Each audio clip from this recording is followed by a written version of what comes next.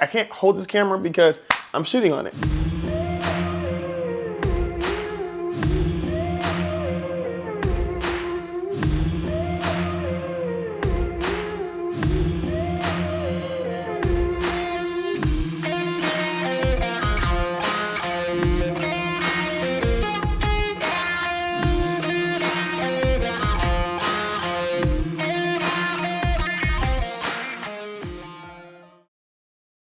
The Sony Fx30, right? The baby brother of the Sony Fx3, the little bitty cousin of the Sony FX6. In the FX line, Sony has made an entry-level cinema camera where people like myself who are looking to grow their company and can do that in the camera, right? And it's not just because of how much it costs, but because of how much improvement this camera has. And the Sony Fx30 definitely does that. You have a full HDMI port, you have 3.5mm jack, you have a top handle that has XLR ports, you also have dual card slots, you have dual native ISO at 800 and at 2500, which people talk about the low light, but it's not too bad for me. And you also have USB-C where you can connect that to a V-mount. And to me, that is amazing. And then you also have the new updates. The 2.0 update will allow you to have 4K DCI and a lot of other features, but everybody always talks about the 4K DCI. Also, what you can do with this camera is get the Atomos Ninja V Plus or the V and actually record ProRes RAW. So I have the Blackmagic Pocket Cinema camera, 6K Pro, and that records in B-RAW, but you can also do ProRes RAW in the Sony Fx30. And with that, that means I can take white balance, ISO, and make the cameras the best looking that they can when it comes to each other. I can try to match it the best way I can, even though the Blackmagic and the Sony are two different cameras.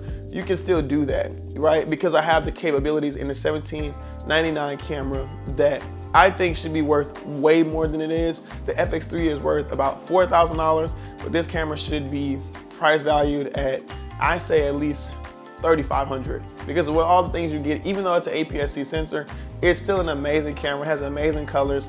I've never been a Sony user. I didn't like Sony before I bought it, but I knew I was gonna buy this camera. I was actually gonna buy it before I bought the Pocket, but I ended up buying the Pocket first because the Sony FX30 was on back order. And I'm glad I made that decision because I would not have known how to use cinema the same way I do with the FX30. I think this is also a great videographer's camera.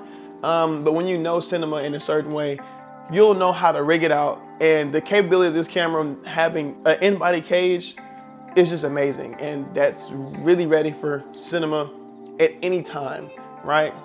So yeah, that's honestly, you see, I just raved about it because I really didn't like Sony at all. I hated Sony, I hated the color science, but right now, if you look at me, I look amazing. But I look amazing. And that's because I have my own LUTs on here, the Blackmagic buttery LUTs, which is closer to the eye, so I can actually color grade it to where it's closer to the eye than other Phantom LUTs and all that other stuff that kind of give you the Sony dark look. I really don't like that, but I can't complain, man. The yellows are a little high, but I can't complain. I think that this camera is awesome for people trying to get to cinema level quality. Cine EI is probably all I use. I haven't actually dove into the camera. I'm not familiar with S-Log. I really don't know how it works, but I know I use Sony. I use Sony Cine EI, and that has helped me in a lot of different ways when it comes to just knowing grades and just knowing that this is the highest dynamic range I can get out the camera. The 6K oversample sharpness is pretty sharp, but I have a Pro Mix filter on here right now and it's probably giving you a good bloom over my face, but if I took it off, you would see probably every dimple in my face. It's awesome too. I use the Sigma 1835 on it, the Sigma 35 on it. I use the Rokinon Cine lenses. I use all EF glass on it. So people talking about the EF to E and all that, don't listen to them. I use all EF glass on it, and the MC11 adapter works amazing. So don't listen to them. That's just Sony for you. But besides that, man, I can't complain about this camera. I haven't complained about it at all. It's very small. The battery life sucks on the actual native battery, but I keep a V-mount rocked on it, and I'm not buying more Sony native batteries because I have a V-mount.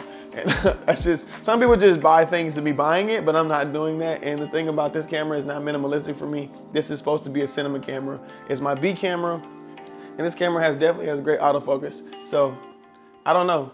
Right now I'm just gonna rock out with just having two cameras. I'm not gonna be super nostalgic about changing cameras and none of that. I'm just gonna rock with the ones I have and just keep learning them, because I haven't even used B-Raw yet, and I haven't used ProRes RAW, but I will be buying the Atomos Ninja V Plus one day, and I will be buying better SD cards for both cameras so I can get ProRes RAW and B-Raw. So I think both these cameras are awesome, and these are some of the cameras that I've been working with, and I love them. Keep doing what you're doing, keep working, get you some more cameras. If you don't get some more cameras, love the one that you have, and just keep working on it, because I'm definitely not buying no new cameras, even though a whole bunch of them just came out, like the Red Komodo X. Yeah, I think that's called. Oh no, the Komodo X is what it's called. And there's a whole lot of other crazy cameras. So, hey man, stay tuned for more videos on One Shot Nod. Stay tuned. Peace.